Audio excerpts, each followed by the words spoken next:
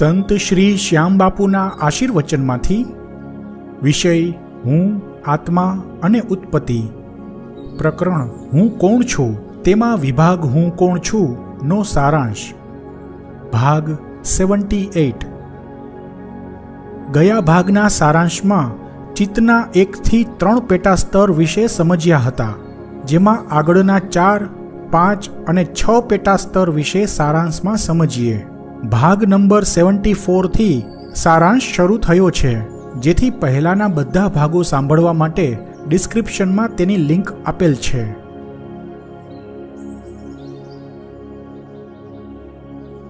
ચિત્તનું પેટા સ્તર 4, માણસનો મૂળભૂત સ્વભાવ કોર નેચર નું નિર્માણ આ ચિત્તના 4થા પેટા સ્તર પર થતું હોય છે।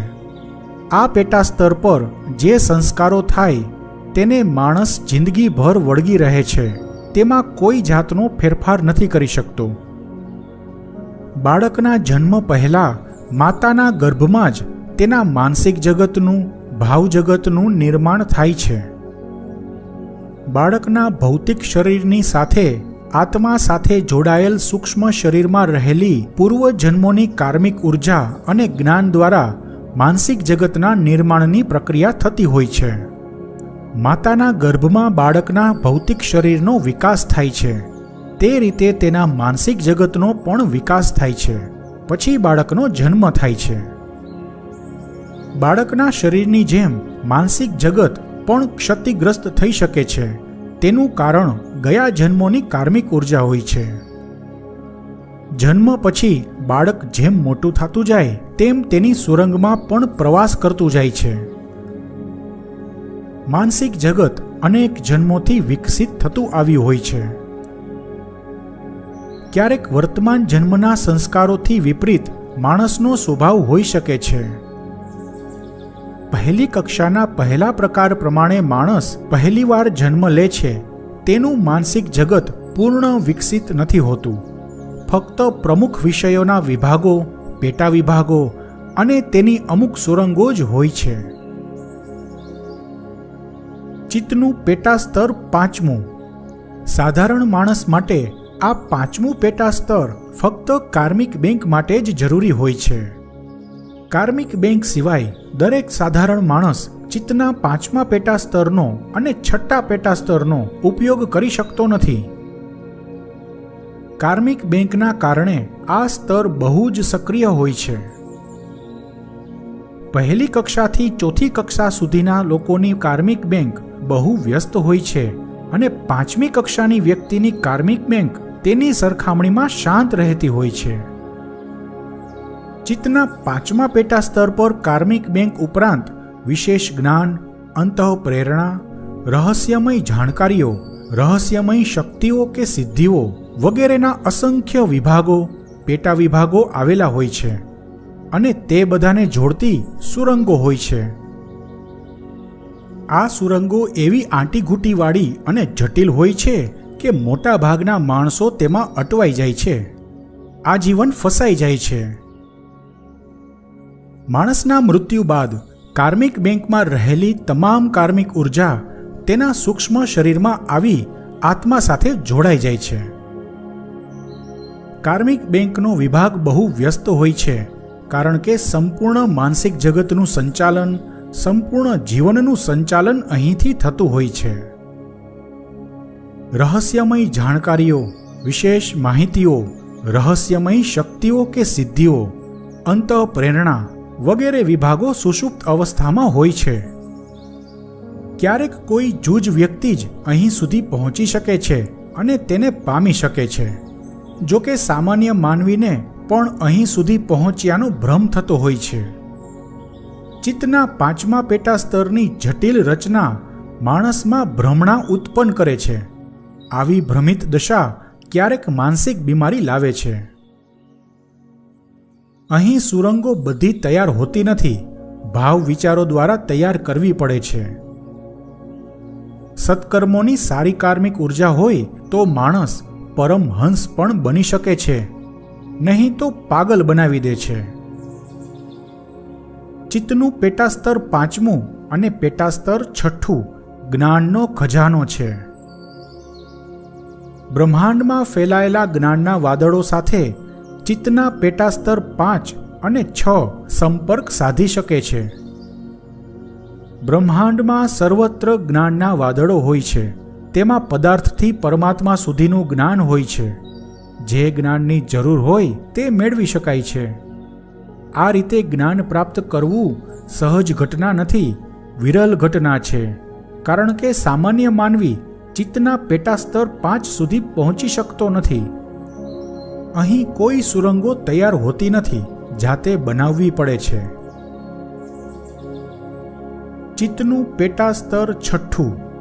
ચિત્તનું 6થું પેટાસ્તર અનેક જન્મો સુધી સુષુપ્ત રહેતું હોય છે.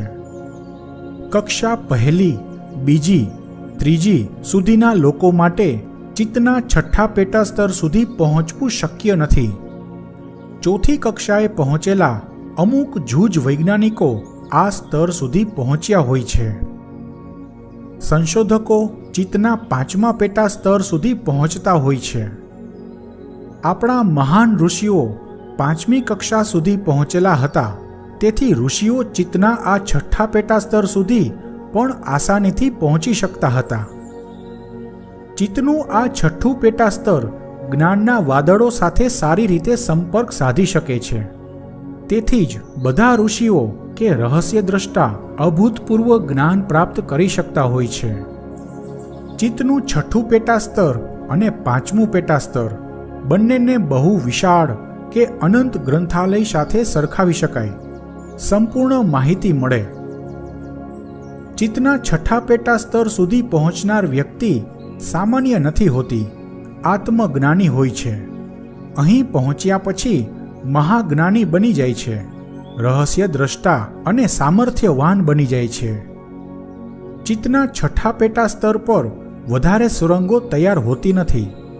તેથી સામર્થ્યવાન ગુરુ વિના માણસ ભટકી જાય છે. માનસિક જગતનું અહંકારનું સ્તર. માનસિક જગતમાં સૌથી છેલ્લે અહંકારનું સ્તર આવે. અહંકારના 2 પ્રકાર હોય છે. પહેલું, અસ્તિત્વથી ઉત્પન્ન થતો અહંકાર. બીજું, બુદ્ધિ દ્વારા કે ભૌતિક જ્ઞાન દ્વારા પોતાનાથી ઉત્પન્ન થતો અહંકાર. આ સાંસારિક અજ્ઞાનતાથી ઉત્પન્ન થતો અહંકાર છે. જે માણસો અહંકારી હોય છે તે બીજા પ્રકારનો અહંકાર હોય છે.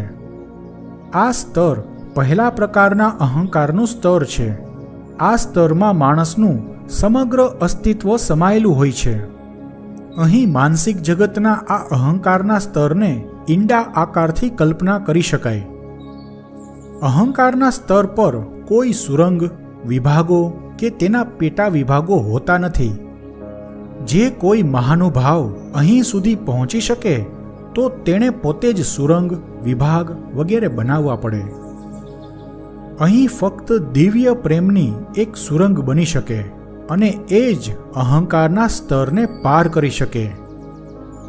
અહીં કોઈ પણ સાંસારિક કાર્યો કે ભૌતિક કાર્યો માટેની સુરંગો બની ન શકે. કોઈ પણ ઈચ્છા છે ત્યાં સંસાર છે. બીજા પ્રકારનો અહંકાર હોય ત્યાં સુધી આ અહંકારના સ્તરને પાર ન કરી શકાય. ભક્તિની સુરંગ પણ અહંકારના સ્તરને પાર ન કરી શકે, કારણ કે ભક્તિની પરમ અવસ્થા જ દિવ્ય પ્રેમ હોય છે. ભક્તિ જો દિવ્ય પ્રેમમાં પરિણમે તો આ અહંકારના સ્તરને પાર કરી શકાય.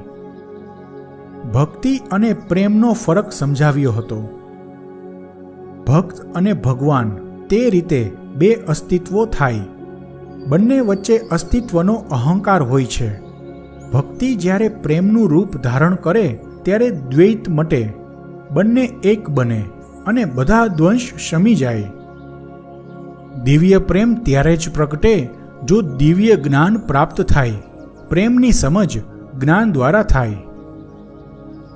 બાહ્ય સત્સંગ દ્વારા કે અભ્યાસ દ્વારા બુદ્ધિશાળી બની શકાય, જ્ઞાની નહીં. જીવનમાં માનસિક જગતના કયા સ્તર ક્યારે સક્રિય હોય છે તેના પર એક નજર. જન્મ પહેલા માતાના ગર્ભમાં બાળક ભ્રૂણ અવસ્થામાં હોય ત્યારથી શરીરની સાથે જ માનસિક જગત પણ રચાવા લાગ્યું હોય છે. ત્યારે માનસિક જગતમાં બુદ્ધિનું સ્તર અને ચિત્તનું ચોથું અને પાંચમું પેટા સ્તર રચાવા લાગે છે અને જન્મની સાથે જ અહંકારનું સ્તર પણ રચાઈ જાય છે. આટલું માનસિક જગત બાળકના જન્મ સમયે હોય છે. બાકીના સ્તર સુષુપ્ત હોય છે. તે હવે જન્મ પછી વિકસવા લાગે છે. જન્મથી લઈને 1.5-2 વર્ષની ઉંમર સુધી બુદ્ધિનું સ્તર, ચિત્તનું ત્રીજું, ચોથું અને પાંચમું પેટા સ્તર, અહંકારનું સ્તર સક્રિય થાય છે. બાળકની ઉંમરના 1.5-2 વર્ષથી લઈને 6 થી 8 વર્ષની ઉંમર વચ્ચે મનનું સ્તર, બુદ્ધિનું સ્તર, ચિત્તનું બીજું, ત્રીજું, ચોથું અને પાંચમું પેટા સ્તર અને અહંકારનું સ્તર સક્રિય થાય છે. ચિત્તના પહેલા પેટા સ્તરના વિકાસની શરૂઆત થાય છે અને ચિત્તનું છઠ્ઠું પેટા સ્તર હંમેશની જેમ સુષુપ્ત રહે છે. 6-8 વર્ષની ઉંમરથી લઈને આજીવન સુધી માનસિક જગત અમુક હદ સુધી સક્રિય હોય છે. તેમાં મનનું સ્તર, બુદ્ધિનું સ્તર અને ચિત્તના પેટા સ્તરોમાં પહેલું, બીજું, ત્રીજું અને ચોથું પેટા સ્તર સક્રિય હોય છે. અહંકારનું સ્તર સક્રિય હોય છે અને ચિત્તના પાંચમા પેટા સ્તરની કાર્મિક બેંક સિવાય પાંચમું પેટા સ્તર સુષુપ્ત રહે છે. છઠ્ઠું પેટા સ્તર પણ સુષુપ્ત રહે છે. માણસના મૃત્યુ પછી માનસિક જગતમાં જે કાર્મિક બેંક છે તેની સંપૂર્ણ કાર્મિક ઉર્જા સૂક્ષ્મ શરીર બનીને આત્મા સાથે જોડાઈ જાય છે અને તેની ઉપર મનોમય શરીર પણ ચીપકી જાય છે.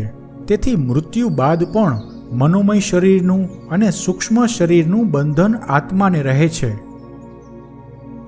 ભૌતિક શરીરના મૃત્યુથી ફક્ત ભૌતિક શરીરથી આત્મા મુક્ત થાય છે, પરંતુ સૂક્ષ્મ શરીર અને મનોમય શરીર તો આત્મા સાથે જ રહે છે. તેથી આત્માને બંધન તો છે જ. આત્મા મૃત્યુ પછી પણ મુક્ત નથી થઈ શકતો. તેથી ભૌતિક શરીરના મૃત્યુને મુક્તિ કે મોક્ષ ન કહેવાય. સૂક્ષ્મ શરીર હોવાના કારણે આત્માએ ફરી જન્મ લેવો પડે છે. માનસિક જગત પૂરું થયું. પહેલી કક્ષા ભૌતિક શરીરલક્ષી કક્ષા છે. તેમાં પૂર્વજન્મ, વર્તમાન જન્મ અને પુનર્જન્મના સિદ્ધાંતો વગેરે વિશે સમજ્યા હતા. બીજી કક્ષા યાદદાસ્તની કક્ષા છે.